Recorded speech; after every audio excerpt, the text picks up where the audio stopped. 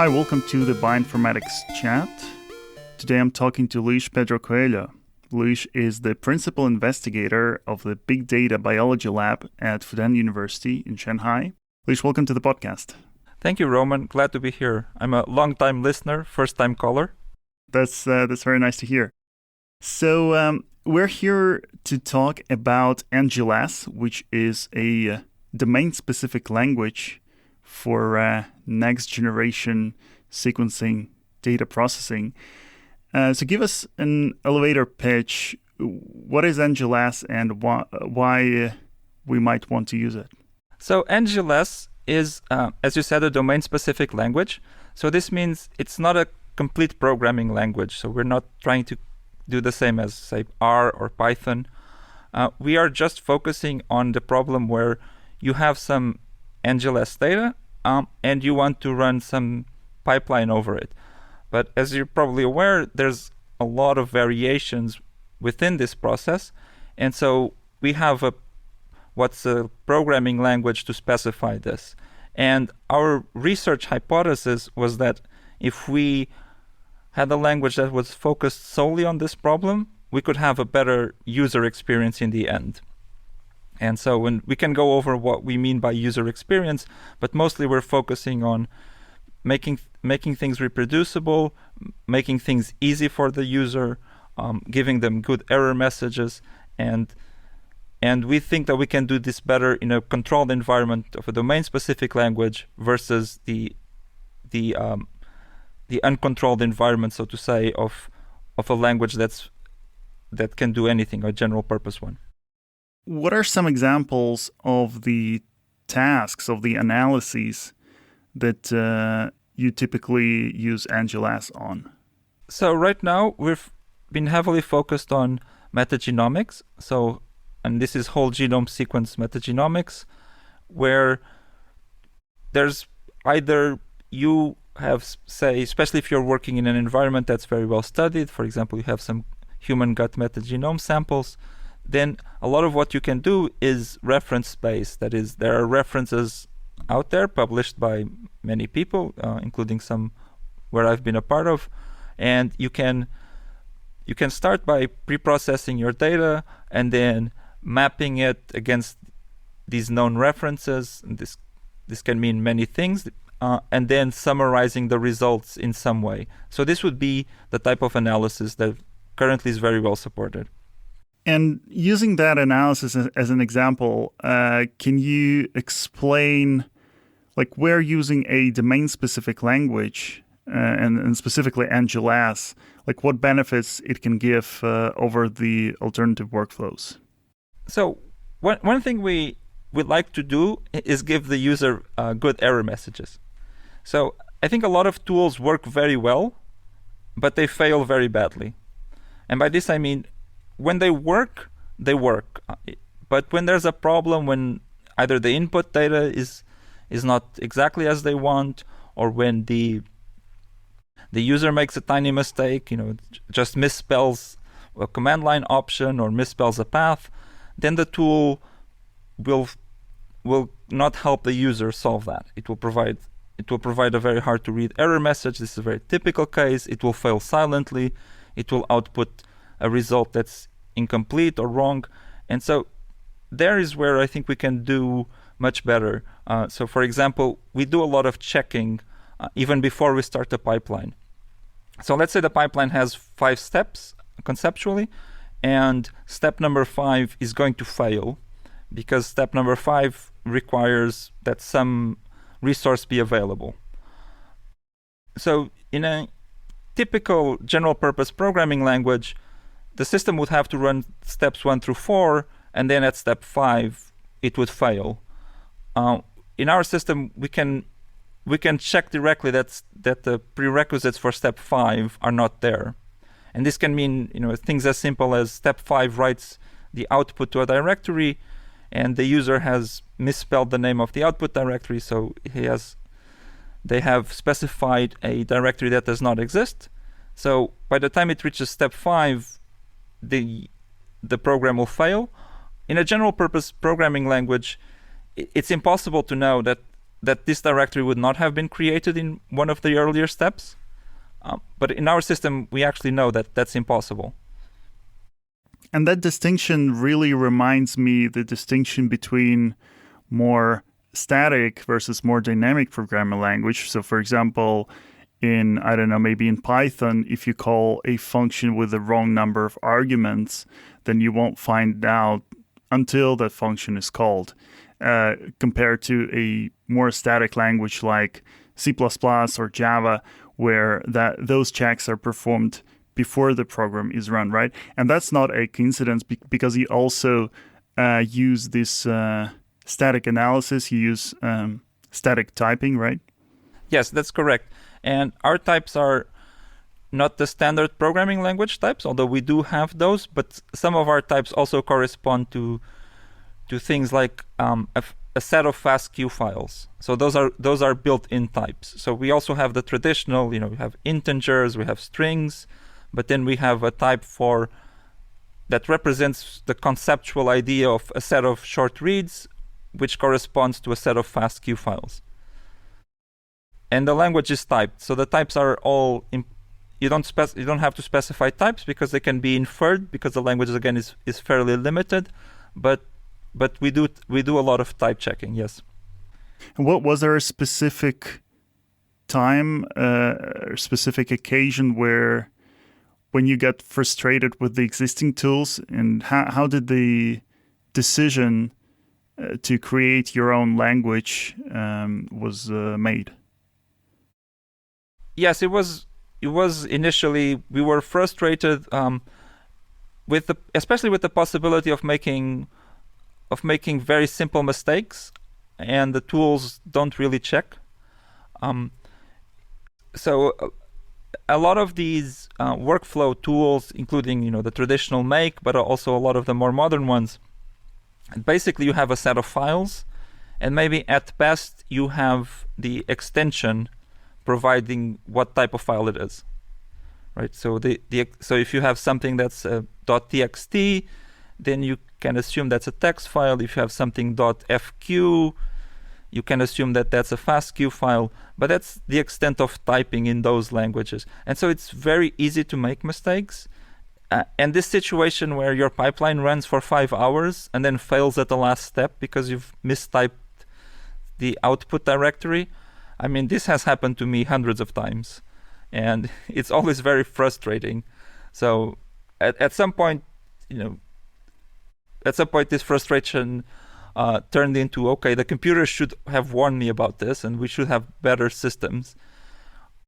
And so then this morphed into a set of discussions with other people, and eventually we converged on the idea of, okay, let's try to do something on a much more limited space and see if by limiting our domain area we can do better.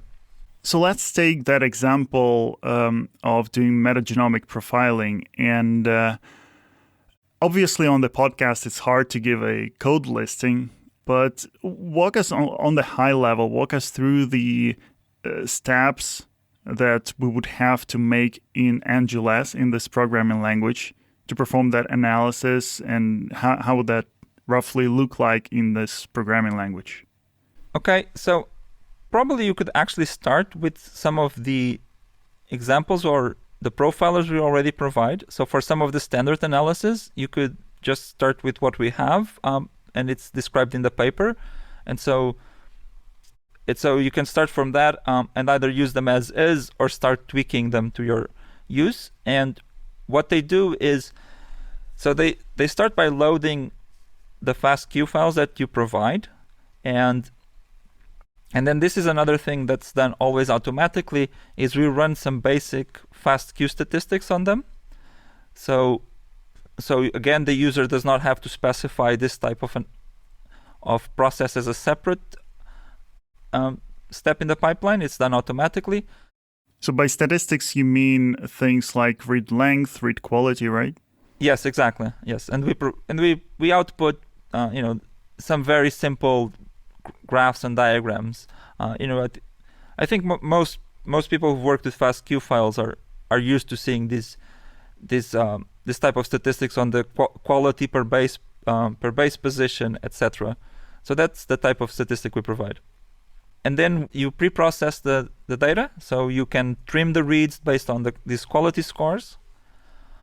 And again, we calculate the statistics after this trimming. So so you can see, for example, how many of your reads were discarded after trimming.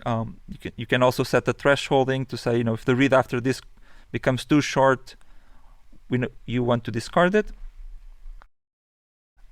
Then you can do things, for example, if you're working with, say, samples from a human-associated microbiome, we often want to throw away any human-related reads, so we can start by mapping them to the human genome with BWA, for example. Right. So let's maybe walk through that part. So how does that look like in your programming language? Do you have to specify the whole command to BWA, or is it just a function call?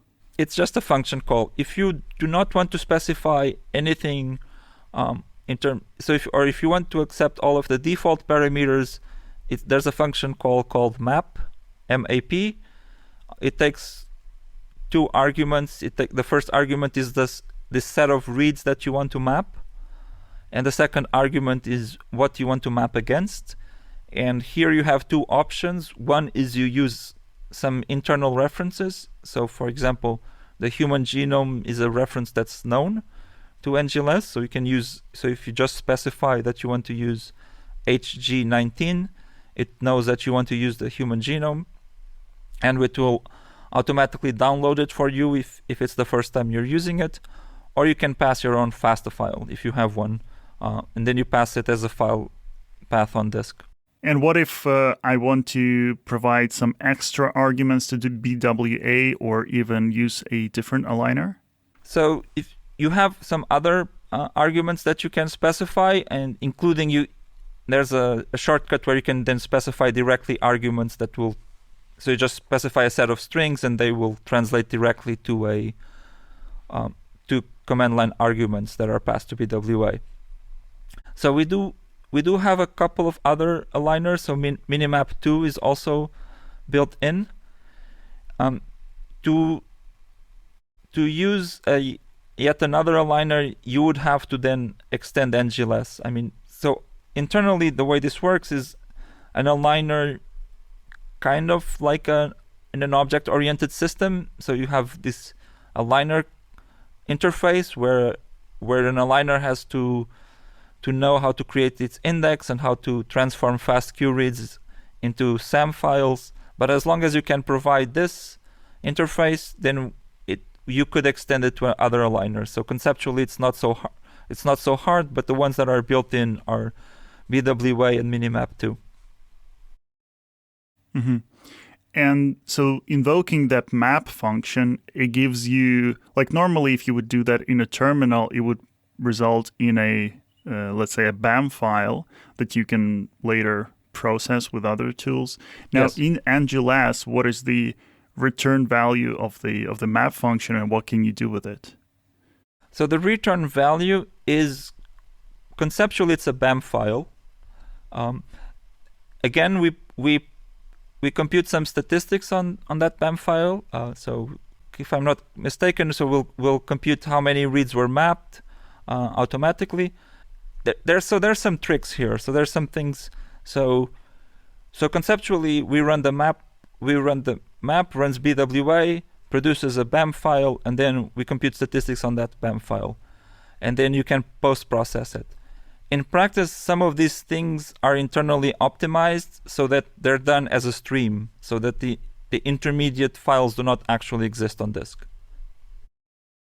Right, but on the other hand, some people who think about the performance of their system, they may be confused and concerned.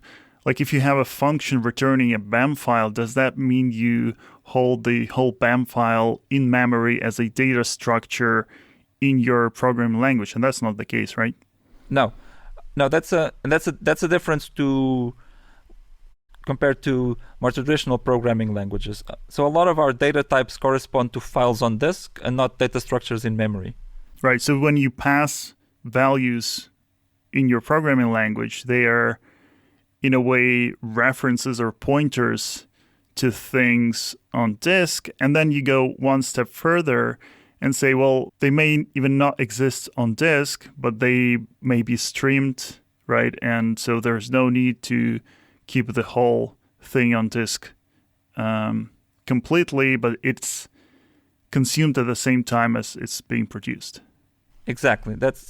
So the intuition is that we're always generating a lot of these intermediate files, but the user can think about the process in that way, but as an optimization, some of them don't actually exist.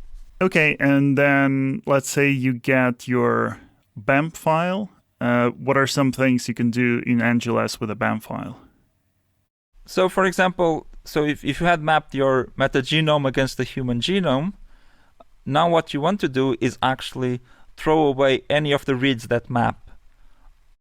And here, map, you probably want to specify what you mean exactly by mapping. So BWA is very, very sensitive. So you probably want to say that you want, and we've benchmarked this a little bit, you probably want to say that you want to throw away anything that mapped as long as that mapping is at least 40 or 45 base pairs long. Because the very short hits to the genome, you get a lot of false positives there, but you can say, okay, anything that's 40 base pairs or longer that map to the human genome, I want to discard, and then I want to convert this BAM file back to a FASTQ file. And then you continue processing with a set of reads that are not coming from the human genome. So if you want to specify those specific rules, like what to regard as being mapped, does the language allow that flexibility, or do you have some predefined ways to specify that? The language allows that flexibility. So you can specify fairly complex rules because you specify you write and again, it's not a lot of code. It's a few lines, but you can say for every mapped read, if the mapping length is above a certain threshold, then do this, else do that. So you can specify all of these thresholds in different ways and combine them in different ways as well. So can you somehow specify, like, do you have access in the language? Do you have access to the various SAM file columns? Can you inspect them to create these rules? Yes. So there's not just the columns. Some of them are the length of the hit of the mapping. That's you actually have to compute a little bit from the cigar string. But you can access that. You can access the flags using. So you don't have to remember what the flags are. So you don't have to remember what bit number 3 is. You specify it as a mnemonic that's human readable. Right. So that's one advantage of having a domain-specific language for NGS data processing, right? Because in a general purpose language, if you don't intend it to be used specifically for bioinformatics, you would have support, let's say, for tab-separated files, but then you would have to do all the parsing and interpreting yourself. Yes. Okay, so where we stopped was we have now filtered out the reads that map to, let's say, a human genome, and we have a filtered set of FASTQ reads. Now, in your metagenomics profiling workflow, what do you do next? So next, you can, for example, get a taxonomic profile. And so here you can use tools like Motus or Metaflan, and so those are also available. Or you can map these reads to a gene catalog. So we also have some of those are, again, known references and so when I say known references, so they are not bundled with NGLess, but NGLess knows where to download them. So the first time they're used, they get downloaded and cached on the user's computer, and then they're reused, so that the user doesn't have to specify. You don't have to specify URLs. You just specify this mnemonic. So if you specify, for example, for the human gut sample, you would specify IGC, which is the integrated gene catalog, and NGLess would download it, both the catalog itself, which means basically a big FASTA file, but also some annotation files, so that later you can map the reads to the catalog, post-process the BEM file as before, where you say, okay, this is what we consider to be a good hit versus not, and later also summarize these results. So for example, you might say, I want to look not at the individual genes, but to get a profile of how many genes mapped into each individual orthologous group of some sort, or in each individual Go term, and so that you get a summary at the more functional level. So we can get both taxonomic profiles through Motu's MetaFLAN type of tools, or more functional profiles by mapping to a gene catalog. Pretty cool. And so it sounds like you have a very decent support for metagenomics, because that's the field you yourself work in. But what if someone wants to use it for another NGS analysis, so things like RNA-seq, ChIP-seq, variant calling? Does that make sense to use NGLess for those tasks? I think it does.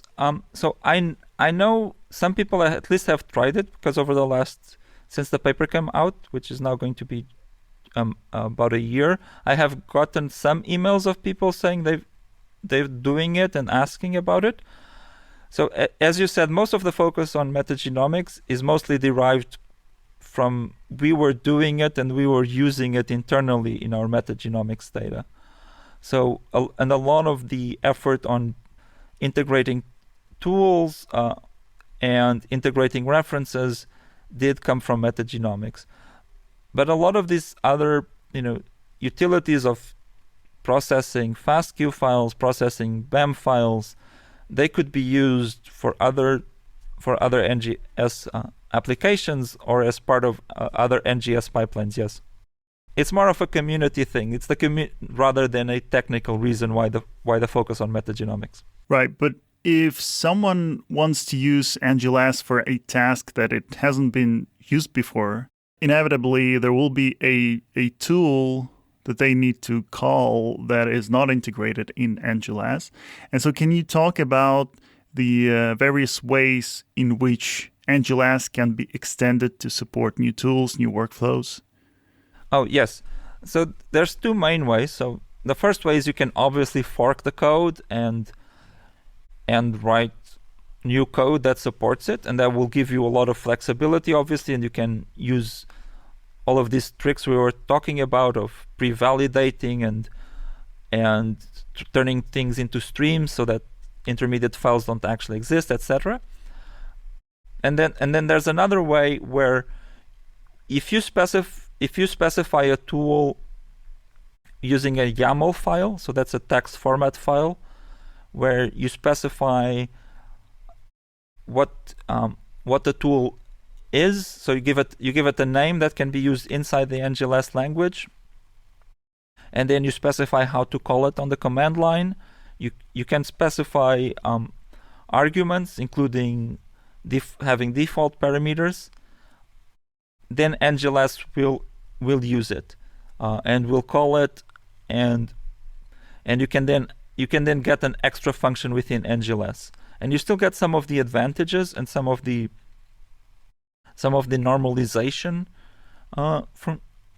is done automatically. So just to give a silly example, but this is the sort of minor friction that sometimes trips people. Let's say you have a tool that processes FASTQ files, and for some reason your tool supports gzipped files but does not support any other type of compression, and the user has files that have been compressed with bzip.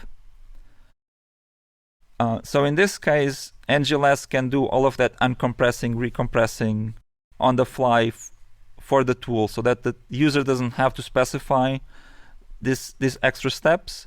And maybe it introduces a little bit of extra computation, but from the point of view of the user, conceptually, if they have at some point in the pipeline they have FASTQ files, then and this other tool takes FASTQ files, this should work for the user.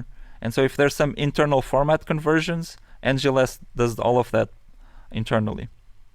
But in order to do that, when you specify your tool in a YAML file, you have somehow to inform NGLess that this tool supports these compression formats, maybe using these particular flags, and the other ones are not supported, right? How do you do that? Yes, you have. So by default, we are very conservative, and we assume that the tool does not support anything except the basic, in this case, the basic FASTQ file uncompressed. And then you can say that it does support gzip, or it does support bzip2, or it does support xz. But if you don't say anything, NGLess will helpfully uncompress it for you. And another thing we do, and this comes back to domain-specific languages, is whenever you run NGLess, it asks you to cite a list of references. And so this includes, obviously we want people to cite our own paper, but this also includes any other tools that are used in the pipeline. That's very cool. So if you use BWA at any point, then it asks you to cite BWA.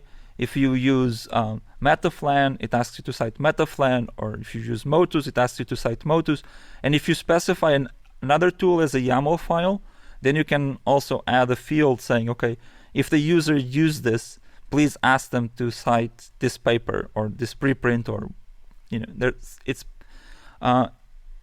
because I think this sometimes happens where tools get subsumed within larger pipelines, and then the original author don't receive credit anymore. So obviously we cannot force people to cite it, but at least we want to make sure that it didn't get lost in the jumble. So even if you're using a pipeline that was written by someone else that used some third person's tool, we can still propagate that information and say, please do cite this author because they've contributed something. Yeah, that is very true. Yeah. And one of the static analysis you mentioned, one of the static checks is, for example, checking that if a later stage of the pipeline needs some file, that file is produced by an earlier stage. How do you do those checks for these user supply tools? Is there a way to specify in the YAML file, like what are the files that a tool consumes and produces? So there's two things. So one, yes. So you can specify that this is an input file of some sort that needs to be present. Or I think you can also you don't specify output files per se. And the other thing is you can specify some code. You can just say you run this script, and then it's a bash script that can internally do whatever other checks you wish. But you can say if the user is using this tool, then before anything is run, please run this initialization/checking script. And if that script outputs an error, then the process will stop there. Okay, but that's a dynamic check, right? But what about static checking? Can you check those invariants or those properties that if a file is requested later, it is produced by an earlier tool? No. So this check is done before. It's done before interpretation. So there's two steps. NGLess takes your script, and it parses the script, and then it runs all of these checks before it starts interpreting the script. So my scenario is this. Let's say I made a typo in the name of the file, or I renamed the file in one place and didn't rename it in another place, yep. Right? And so my step one, for example, runs for 2 days. Yes. Let's say it's a genome assembly. It runs for 2 days. It outputs a set of contigs, and then the second step should take those contexts, but the file name is wrong there. Can you catch that mistake? So in that case, in NGLess, and we can do assembly, or we call megahit, and then the contigs, again, the contigs are an object in NGLess, so they represent some files on disk.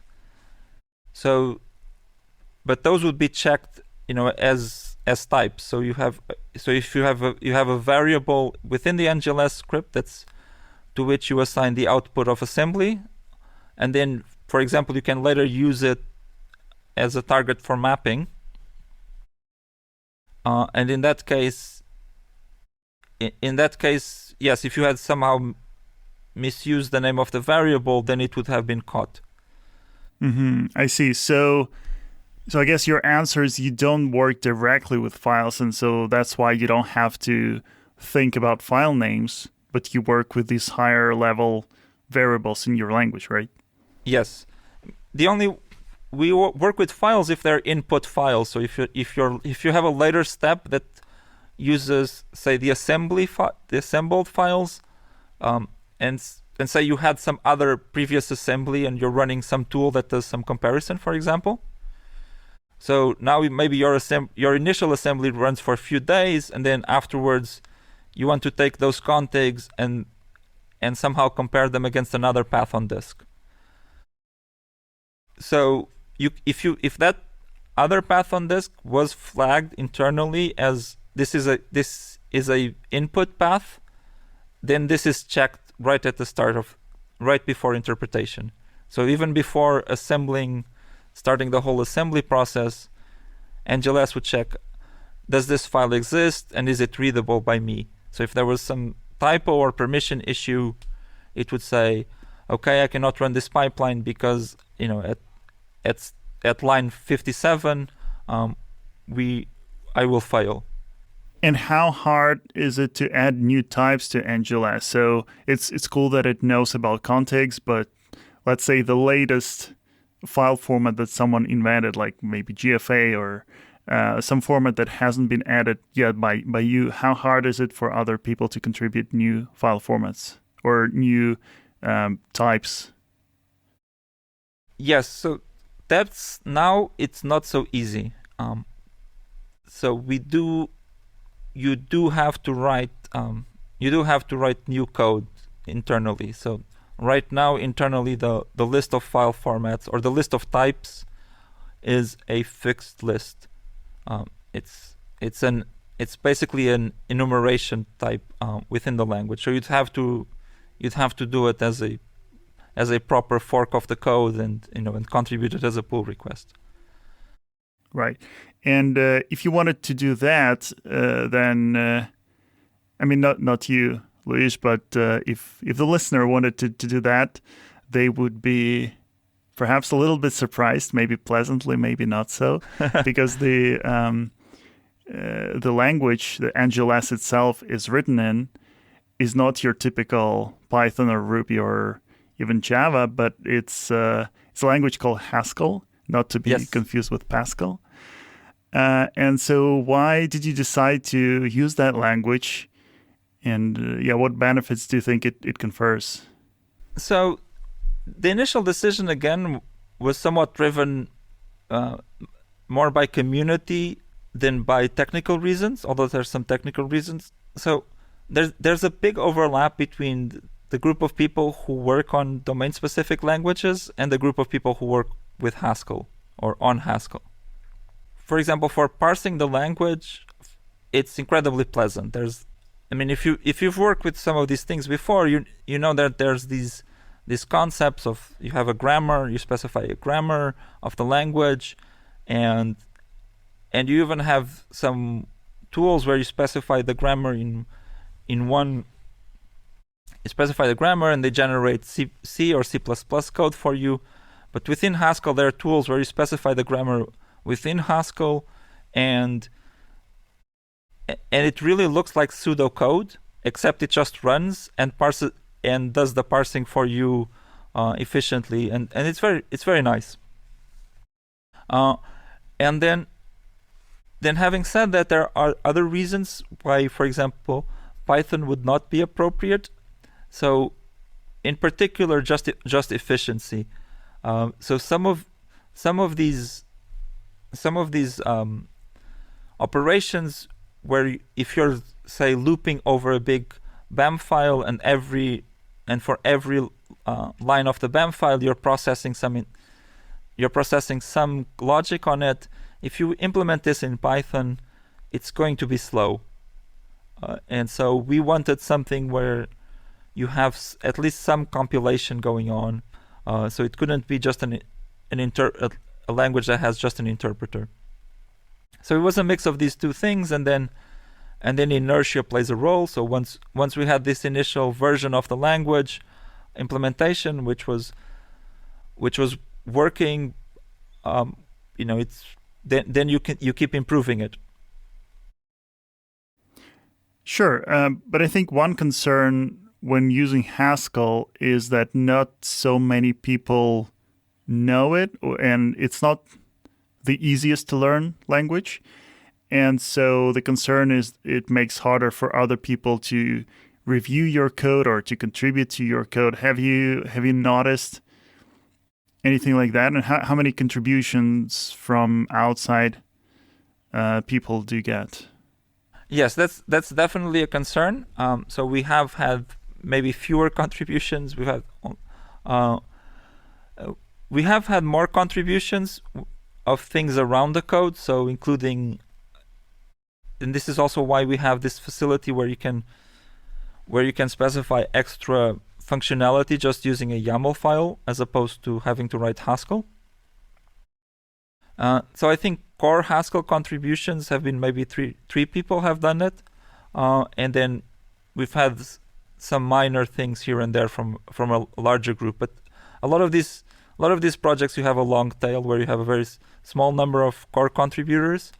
But yes, Haskell does pose some sort of barrier.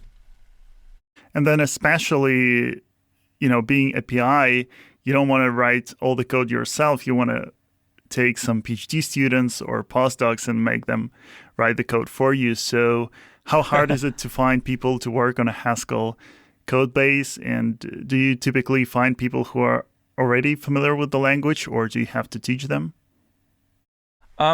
So I've only been a PI for a short time, and actually now we're in a bit of a weird situation, as all of us, because of the we're all working from home, so it's been a bit different. We haven't found that many people who know Haskell. We found some. Sometimes there are people who don't know, but know some other language in that family. So some standard ML has popped up a couple of times, for example. People say, oh, I don't know Haskell, but I know standard ML, and so I think I could learn it. Would you advise someone who is getting into bioinformatics, would you advise them to learn Haskell? I would not advise them to learn Haskell if that's the only programming language they're going to learn. So I'd probably advise them to learn Python first, maybe. But I would actually advise if you know programming and you know Python and you know C and you know C++, so you've got your basic stuff down, then maybe learning Haskell, even if you're not going to use it, I think it expands your thinking. Even if you're then going to be writing it, not writing Haskell but writing Python, it does expand your thinking a little bit, so that I've noticed that the way I write Python has changed now that I also write Haskell. So you become more aware of concepts like, is this pure? Can I separate I/O from computation? And even when I'm writing Python, I think more about those things now. And maybe this didn't make sense for people who don't know Haskell, but in Haskell, you have to be strictly separate when you are doing pure computation. That is, when you're computing a function where the inputs determine the outputs, and that's all the function does. It's a function in the mathematical sense.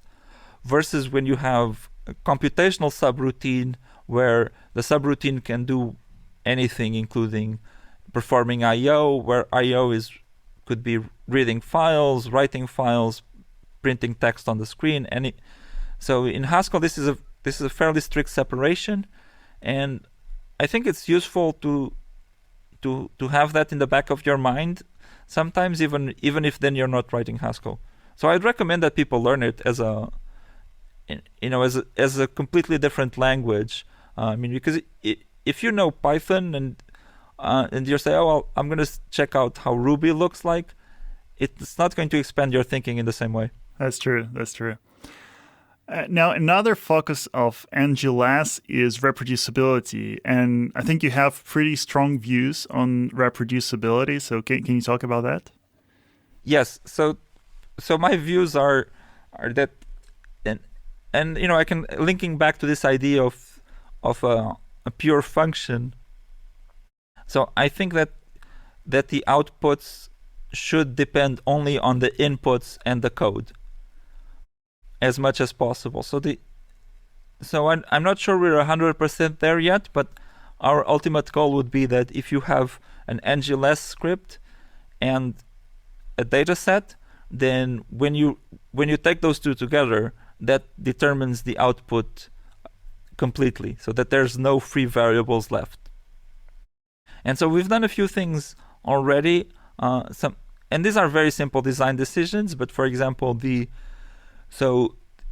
script is versioned. So actually the first line of an NGLess script is always the word NGLess, and then you specify the version of NGLess that you want to use. And then if you use any other modules, so then they're also versioned. So you say, I want to use this. So this reference version 1.0 or 1.1. And so this means that if I have a script from you, for example, that script will specify. So because even NGLess has already changed a few times, some of the internal behaviors have changed, but that script will specify which behaviors it wants. And in at least one case, we even do things in a slightly wrong way to reproduce the behavior of an old version of NGLess. Yeah, that's a very interesting point. So can you defend that point of view? Like if you have a bug in NGLess, instead of fixing that bug, I think, do you advocate for like supporting that bug for that specific version? Like if the user requests that version of NGLess and you know that the result produced by that version of NGLess is wrong. And I don't know what you think. Is there a degree separation there? So if it's just a little bit wrong, or is it disastrously wrong, would you approach those two situations differently? Yes, those situations are approached differently. So one thing we never do is we do never change the behavior. So there's two options. One is we say we refuse to run it. We say this version is no longer recommended, so please do not use it, and you need to update the version. So at least now we're not producing wrong results, but we're also warning the user that they shouldn't be doing this. So we prefer explicit errors to silent behavioral changes. And the other case is where we give a warning. We say this version is not recommended, but we're still going to give you the old results. And this was a bit of a judgment call, because it's a bug. It's a bona fide bug because the logic is wrong, but it's a case that in our experience happens less than 1 million in one. And so this is also why it took us so long to figure it out. So we were running it for several years before we realized that there's this edge case that's handled wrong. And so while it's not defensible that we should use the old behavior, in practice it's a rounding error. You cannot, if you have a data set with 100 million reads, which maybe 50 of those will be handled slightly different in one version versus the other. So in that case, it's a judgment call that it's probably better to still give the user the old wrong results rather than to upgrade, although we do warn them. And other cases, what the behavior is the newer versions of the interpreter refuse to run if you ask for an old version. And there are also a lot of changes that are different. So where, for example, where we've changed, say, the default value of some API. So there were some API errors in the sense where we had one default and then we realized that the user almost always wants the other one. And so in that case, this is a different type of bug, because then we realize that it's the API that's wrong. And so in that case, we can change the language and change the API, but still preserving the old behavior for the previous users. Yeah, that makes sense.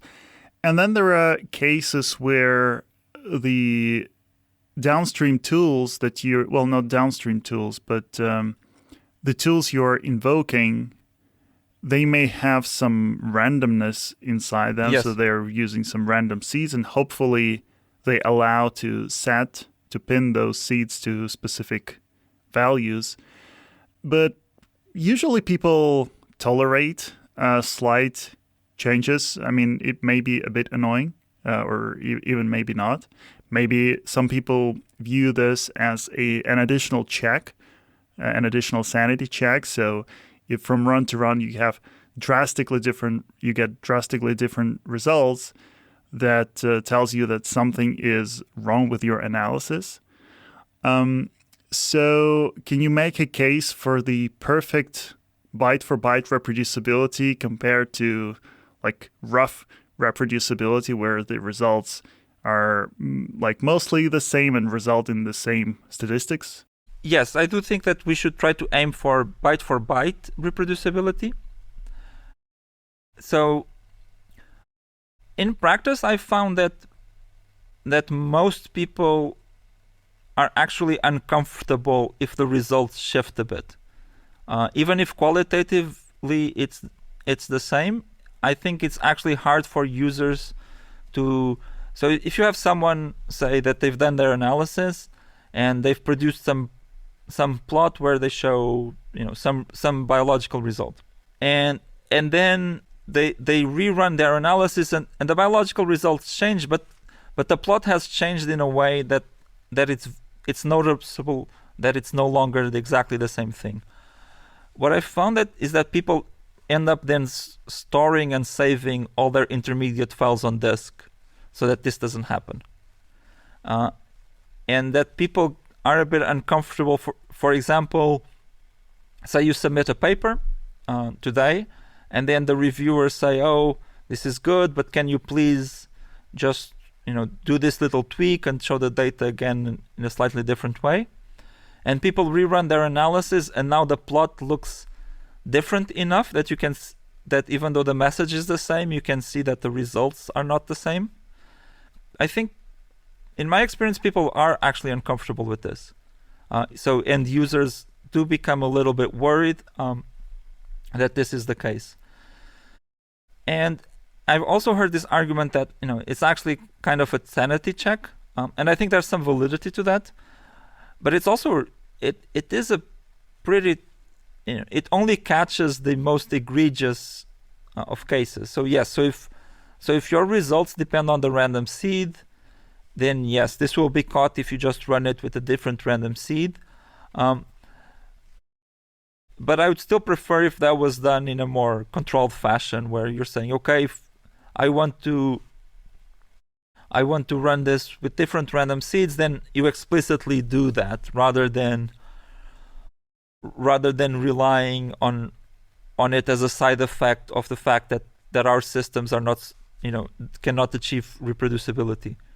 So I think there's some practical advantages to this perfect reproducibility, where you can confidently tell users, or including yourself as a user, that it's fine to throw away all of the intermediate results because, as long as you have the data, you can get them again because in the results and the data are equivalent to each other, just given more computation.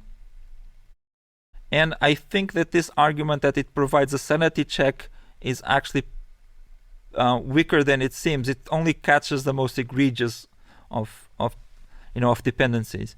Fair enough. You also brought an interesting topic of, let's say, plotting.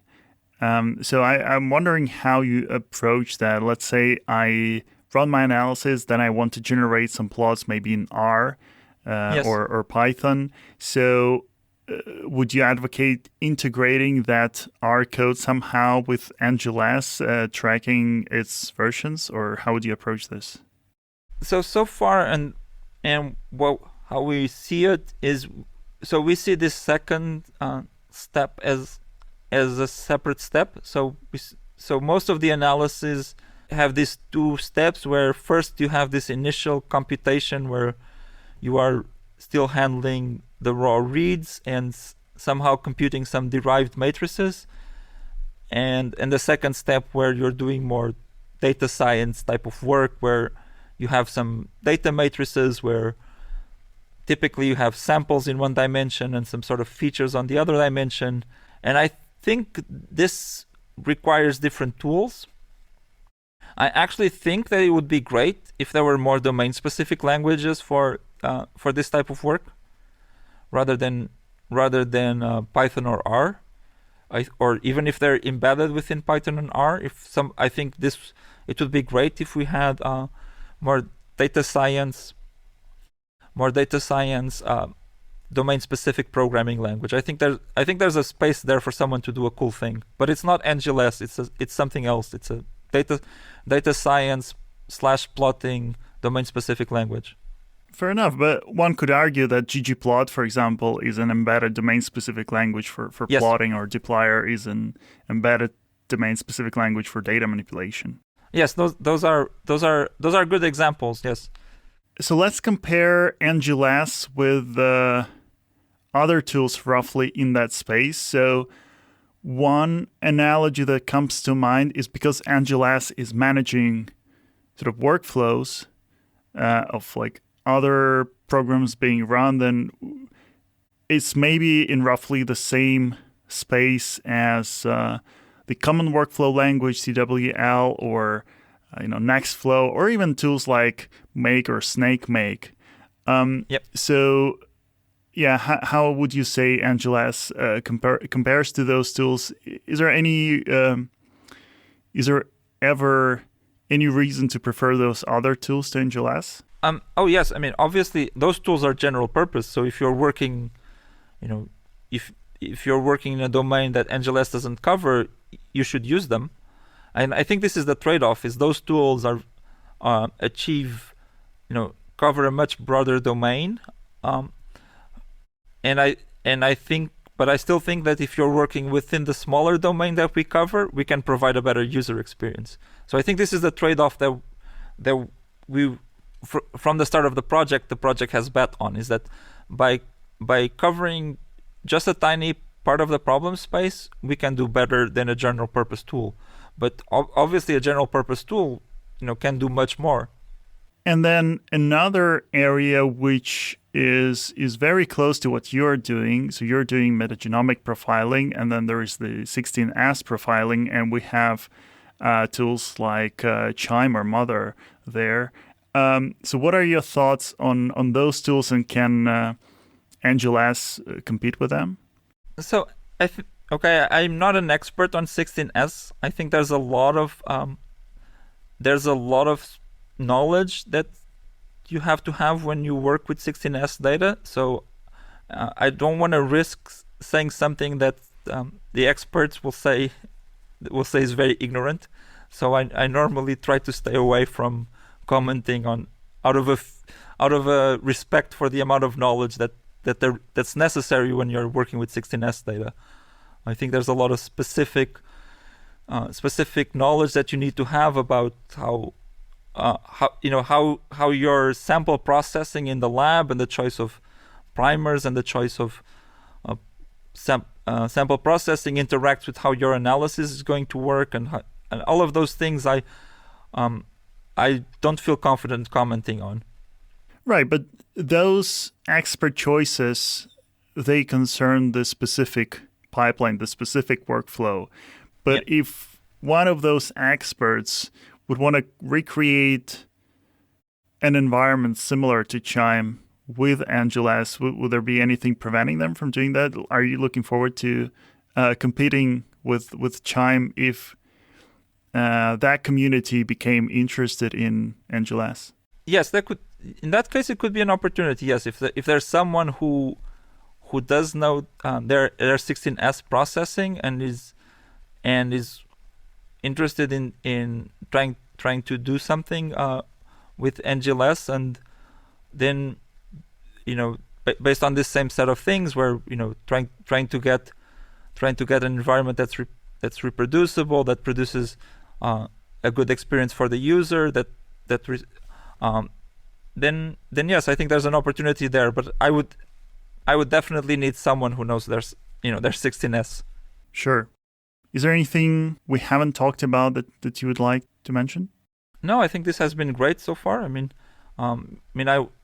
welcome if people want to try it out and give me feedback. As I said, I think the general concept of doing more domain-specific languages, I think it's still a bit underexplored. I think there's a lot of opportunities, and we've seen some. You're right. So ggplot, even some of these fancy machine learning libraries that we see nowadays are often a kind of embedded domain-specific language within Python, where you're specifying a computational graph rather than actually computing something. But I think there's still more space for us to explore this possibility of can we do better with domain-specific languages than trying to do everything in Python and R.